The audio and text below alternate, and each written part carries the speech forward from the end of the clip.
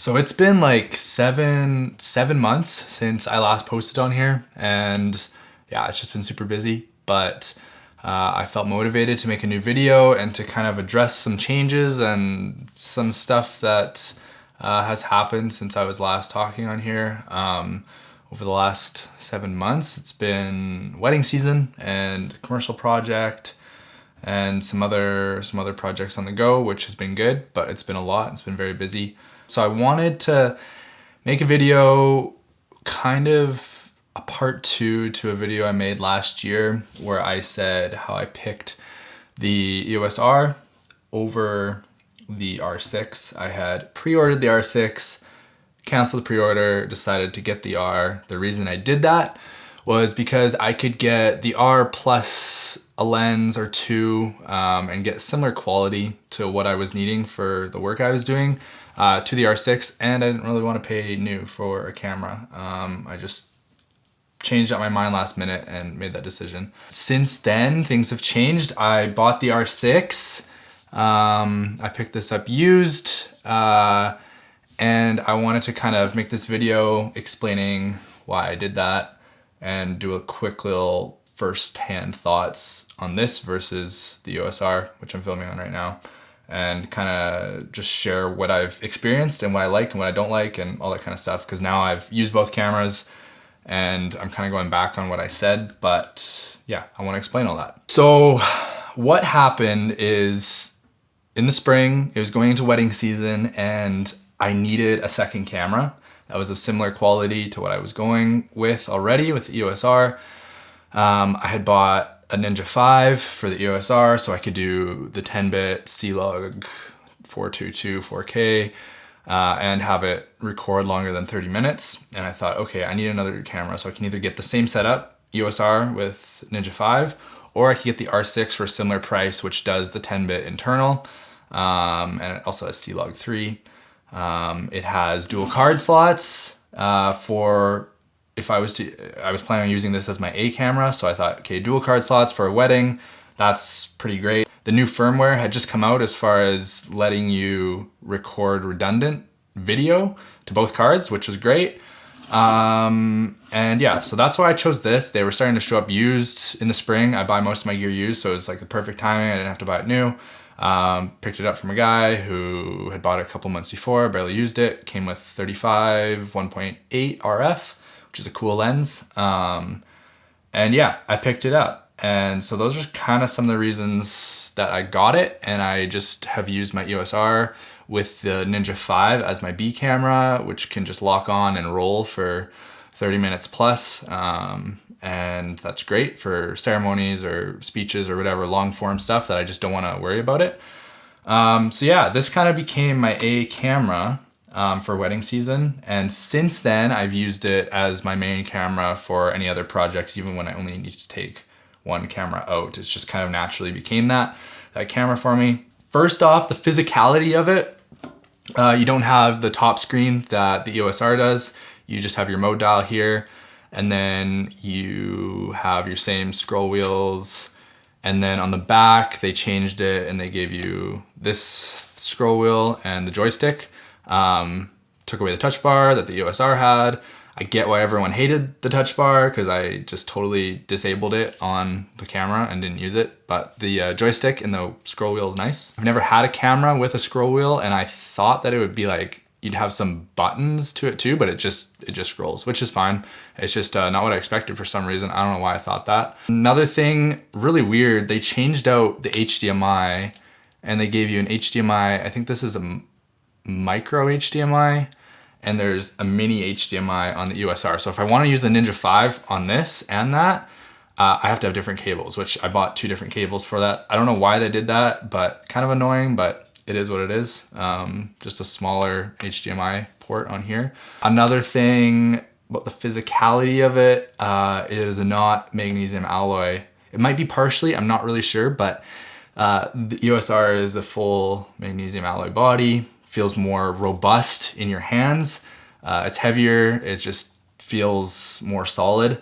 And they both feel very different. The EOS R is kind of like this one-off kind of weird feeling camera, but it felt good. It just was so different than any of the DSLRs. This feels more like a DSLR. It feels nice. It's really good. The ergonomics are nice. Yeah, it's great, but it's just different. And I don't know. I like the magnesium alloy on the EOS R. The R5 has a magnesium alloy body as well, so that would be kind of the way to go if that was a deal breaker for you. But it still feels solid. It just feels a little bit lighter weight. Getting into the photo stuff, what I've noticed, it's 20 megapixels versus 30. I noticed the 10 megapixel difference when I edit. It's just, especially when you crop in and stuff, it's just 30 megapixels gives you a little bit more crisp clarity to your photos. 20 megapixels is still great. The images are crisp. They're good. It's just you can't crop as much, and yeah, just a little bit different. Just I've noticed it. Not a big deal though. Megapixels aren't the biggest deal out there. Color science, so different. The EOS R, I kind of got used to editing with the way it created photos, and this has been so different. The presets that I make and I put them on photos from this camera, it's just different and it's weird. Kind of don't like it. I think the colors are way better on this from what I've researched and even experienced. It's got some really nice colors, but it's just so different and I got to get used to it and kind of change up my editing style, which that's just the way it goes. So it's got great autofocus. It's very fast. The tracking is amazing. 20 frames a second. Electronic, I think 12, mechanical, like it's fast. I think the EOS R was 8 and that was with single shot autofocus on. There was no tracking, so this blows it out of the water. This blows the EOS R out of the water in terms of autofocus. Way better, way faster. One thing I did not know and I hate, but the new Canon LPE6N batteries is what comes with the R5, R6, and it's their new battery, and you can only use the full speed of the camera when you have that battery in there. You can use the LPE6 batteries, but they won't give you the full speed of the camera. And another thing too is lens compatibility. Like I have a Sigma 24, which I absolutely love. And if I mount that on here, it will not give me the full speed either. It's just not one of the compatible lenses. Most EF Canon lenses give me full speed, no problem, as long as I have the right battery in. Our RF lenses obviously give you the full speed as well, but yeah, one thing I did notice. Yeah, as far as photos, it's a good camera. It's solid, it's quick, yeah, I like it. For the video side of things, it shoots 10-bit 422 C-Log 3, which is really nice. I really like the C-Log 3, and it shoots at all internal. It shoots 4K, 24, 30, 60. It does 1080, 120, which I've used a couple times, but I just mainly use the 4K 60 if I need slow-mo, which is great. The in-body image stabilization is nice. It's like everybody's ranting and raving about it, and it's like nice. It's nice to have, but it's not like the most mind-blowing thing ever. It's good though. It's nice, and it's a good addition to have handheld, especially if you have a lens on there that's not stabilized. So the IBIS is nice. It's cool. And yeah, so it does all that internal. The codecs are IPB and IPB Lite. It doesn't do all-I, it doesn't do ProRes, any of that stuff. It can do ProRes if you put the Ninja 5 on it, but yeah, that just takes up a ton of storage. So when I edit, I take the IPB, I transcode them into ProRes, so it's just easier to edit. I edit on an M1 Mac, and the IPB files are still like, they're tough.